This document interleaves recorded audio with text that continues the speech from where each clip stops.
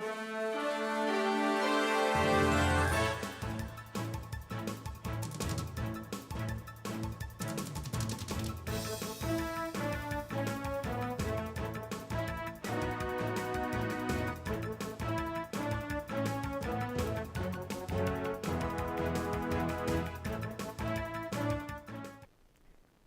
to this edition of the Butler Beat. I'm Mary Algier. The newly elected Student Government Association President at Butler is Mike Keller. Brooke Lewis reports. After going into extra innings, sophomore Mike Keller is now Butler University's new SGA President. According to SGA's website, the candidates were notified Wednesday night with the runoff election results. Word spread fast around campus as many students use social media to promote Keller's victory. Keller is excited about being the new president-elect and has plans to begin quickly. We basically start tomorrow trying to recruit new people in to be on the exec board, new people to take over SGA, really make the new positive changes that I talked about through the campaign. Keller was happy to see the students getting involved in the election process and making their voices heard. I want to personally thank absolutely everyone who voted in this election, whether it was for me or another candidate. You made your voice heard, and that really says a lot. Mike Keller will be the voice for Butler students and lead change around campus for the upcoming year. For the Butler Beat, I'm Brooke Lewis. Butler students are raising awareness on a dangerous health issue that affects many kids today. Reporter Ashley Davis has more on the story. Childhood obesity can lead to heart disease, type 2 diabetes, cancer, and other health problems. 4 Butler seniors partnered with the HRC in a community center on the west side called the Christamore House. The goal is to help teach kids the importance of a healthy lifestyle. One of the Butler students explains why they chose the Christamore House. Because it's a United Way agency that serves kids and families in a lower income area of Indianapolis. It has the kids come here several days a week. The kids were already here. We didn't have to go out and find a new public. And because they're here, you know, sometimes they're just sitting around, they're sitting at desks, and we thought it'd be a good place to get them to get up and get moving on a daily basis. The HRC sends volunteers to help lead activities, and students say the HRC plans to come once a week, every week, to work with the kids and build a relationship. Butler students hope the kids will learn about fitness and how to eat right. The kids signed pledge cards promising to maintain a healthier lifestyle.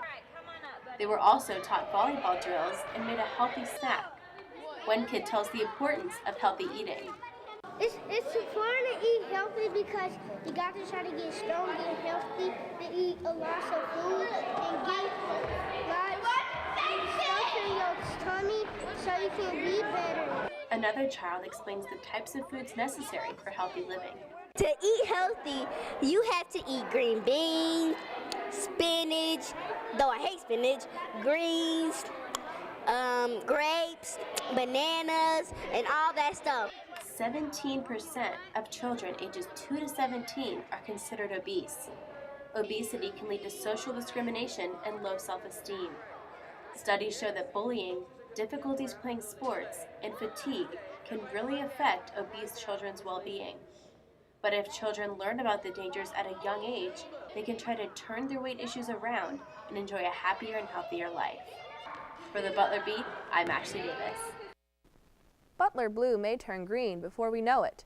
Butler Beat's Ryan Anderson has the story. Butler's work towards sustainability has produced some buzz on campus, with projects like the Urban Farm and the energy-efficient pharmacy building. Some members of campus, however, set their sights for higher green summits. Ultimate vision is to have a carbon neutral, or even, is there such a word as a carbon negative campus? But I would just love to see Butler go all out green. Their wishes are to be answered, pending President Danko's signature of the American College and University President's climate commitment. 674 college and university presidents support the commitment. Members of the Butler community are working hard to make President Danko the 675th signee. He tentatively, at the very beginning, said this is something he really would like to explore. And so we put together a committee of students, faculty, and staff to help guide this process along. So currently we do have a Sustainability Council in place. The motion to achieve climate neutrality is backed by the SGA, which passed a resolution Wednesday to encourage the president to sign the climate commitment. Green Operations Coordinator Ginny Kubel is already imagining the possibilities when it comes to green programming. I would love to see composting again. I know at some other schools, like in the cafeteria sections, they have like plastic, glass, aluminum, tin, and then compost, where you can put any excess food in there. In the works is a bike sharing program, Brita hydration stations to encourage water bottle use, and a green roof at the very place that I'm standing. More projects are needed, however, for a school that received a C- last year on its campus sustainability report card. For the Butler Beat, this is Ryan Anderson. Butler may not have the next EcoStar on campus, but it is lucky enough to have a top 20 finalist. Senior Sarah Strobel's plans for sustainability and green organizations around Butler earned her top marks in the competition put on by Smart Power. Smart Power is a leading nonprofit marketing firm for sustainability and clean living. The contest is supported through the U.S. Department of Energy to give students recognition for their green efforts on campus. Strobel said she was most impressed with the support she found in the Butler community.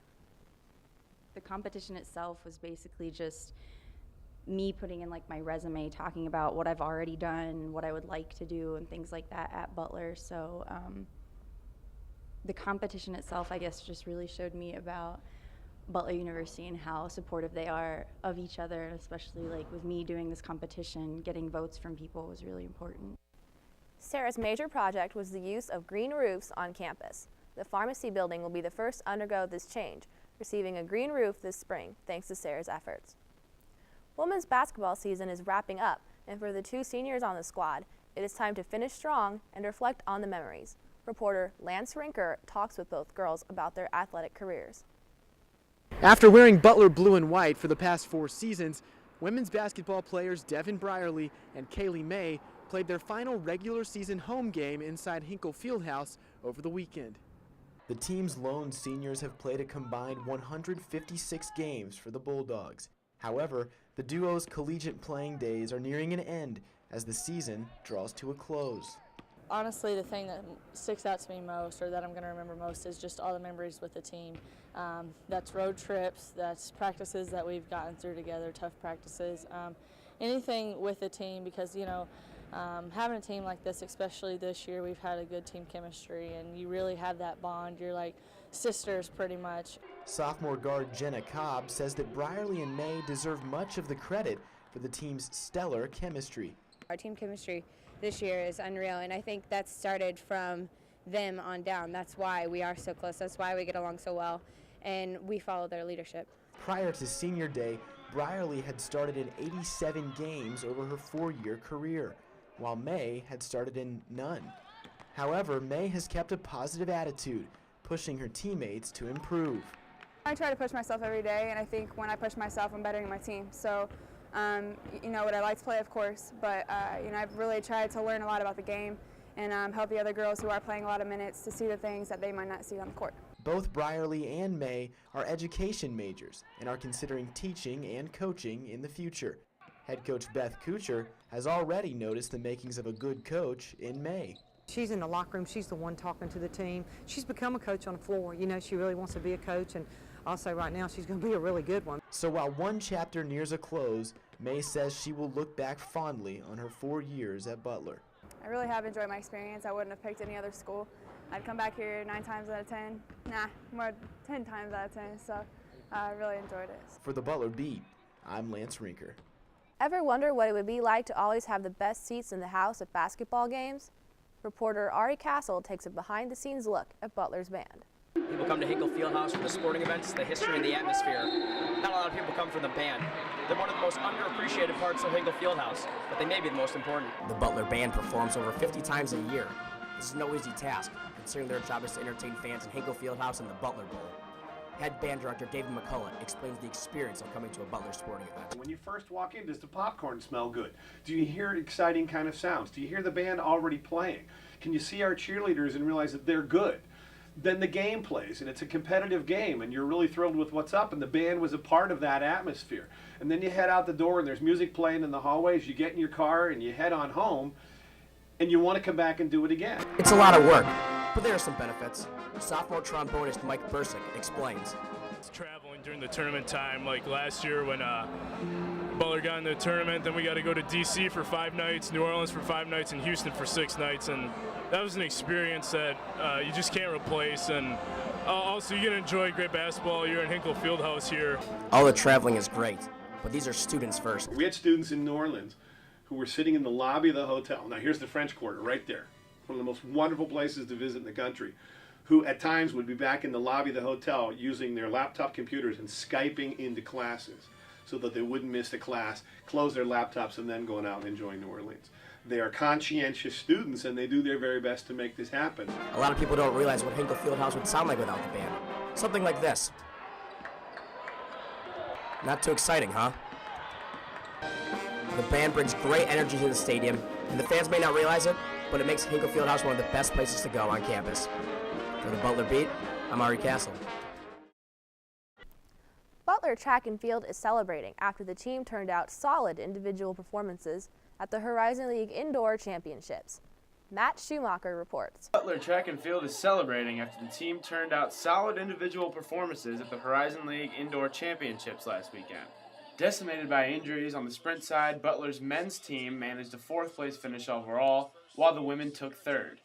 Paving the way for the women was junior Katie Clark, who racked up 28 individual points while breaking the Horizon League records in the 5K and 3K races. For her efforts, Clark was awarded Female Indoor Athlete of the Meet. It's like the ultimate thing I could get out of conference. I've come close a couple of years and stuff and not quite got it, so to finally get it in my 3rd year is kind of a payoff. It was a really good feeling. On the men's side, the Dogs swept the top 4 places in the mile and the top 3 places in the 3K. Freshman Tom Kerr led the charge in the mile and took 1st place in the 800-meter dash on his way to winning Male Indoor Track Newcomer of the Year. It means a lot. I won it on the cross, so to win it on the indoor as well, that means like there isn't a freshman on the track side either that's better than me, so or had a bigger impact than me on their season, so I was really proud about that. Rounding out Butler's sweep of post-meet individual awards were Butler sophomore Ross Clark and freshman Mara Olson, who snagged Male Athlete of the Meet and Female Newcomer of the Year honors respectively. Head coach Matt Rowe says he is incredibly proud of this group's performance.